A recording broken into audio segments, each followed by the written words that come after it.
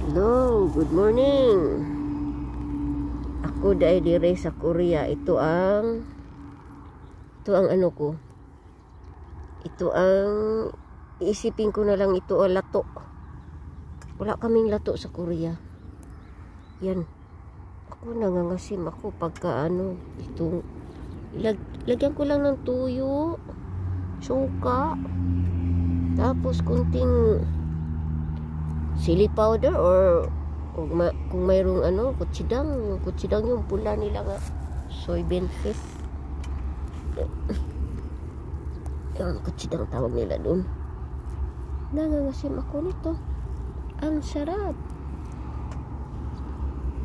Yan ang lato ko. Iniisip ko na lato ito.